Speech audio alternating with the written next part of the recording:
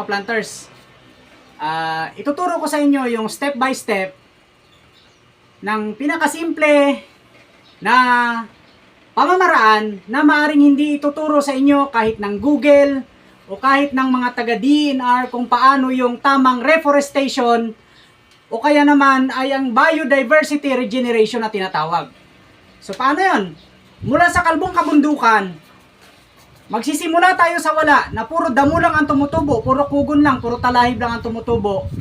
Ito ang pinaka step by step na magkakaroon ng tinatawag na biodiversity regeneration, na magkakaroon ng harmonious relation o ng harmonic condition ang isang paligid kagaya ng gubat, na magkakaroon ng mga wildlife, ng mga ibon, mga amphibians, at saka iba pang mga reptiles na pwedeng manirahan sa gagawing reforested o kaya naman ay regenerated biodiversity. So ito yung mga phases, mga ka-planters. First phase, unahin natin yung mga native trees. Mga native trees na magsisilbing pagkain ng mga ibon, na magbibigay ng mga prutas na pwedeng kainin ng mga ibon. Kagaya ng alagaw, hanagdong, alim o alom-alom, binunga o yung tinatawag na samak, binayuyo, inyam, native na mga bayabas, at iba pa, kagaya ng sablot at igyo na pwedeng kainin ng mga ibon. Yan, ang tawag dyan ay, yung unang phase na yan, yung tinatawag na food phase. Ibig sabihin, kailangan muna tayo magtanim para makapagbigay tayo ng mga punong makakain ng mga ibon sa gubat. Pwede nyo dyang isama yung mga native talisay, mga ka-planters. Sumunod, ang tinatawag naman na home, o yung tinatawag na resting and cooling place para sa mga returning wildlife. Sila naman yung mga puno na pwedeng puntahan ng mga ibon para magpalamig, para sila ay tumira doon, para sila ay makatulog doon ng maayos. Kagaya ng mga native na kawayan, kagaya ng mga kawayan tinik, bangkiling, mga bayugin, at iba pang mga native na kawayan. Ano pa, mga ka-planters? Isa pa dito yung bananas, yung mga pakol, kahit yung mga butuan na saging. Ngayon, kung makapagtanim kayo ng tinatawag na saba, pwede rin. Wala problema doon, mga ka-planters. Pero importante, yung tinatawag na pakol, yun yung saging na butuan na matatagpuan sa gubat. Kasi yun ay pwedeng pagkain ng mga iba pang hayop.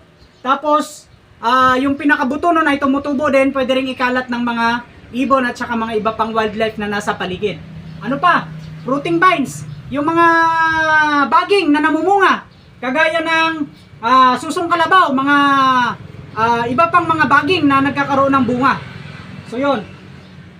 Ano pa? Yung mga tibig, mga klase ng tibig. So yun. So tapos na natin yung pagkain, yung bahay. Ito na ngayon, saka pa lang tayo magpapasok ng tinatawag na mga forest trees. O tatawagin nating sacred place or harmonious place or place of harmony para sa mga wildlife.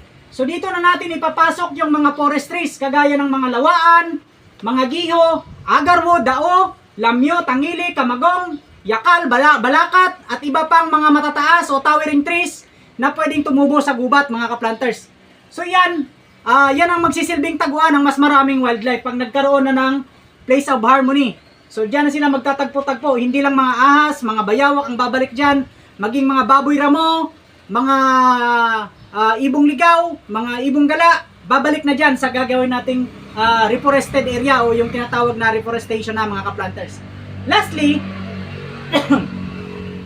pwede tayong magdagdag sa huling phase ng mga badyang o yung tinatawag na mga elephant ear, mga gabi, mga pako, banban at iba pang mga shrub na pwedeng tumubo at magbigay ng lamig at sa katagalan ay magpo-produce ito ng tinatawag na mga bukal o mga maliliit na ilog hanggang sa mabubuhay na lahat ng mga nakatirang wildlife dyan sa ginagawa nating reforested area, mga ka-planters.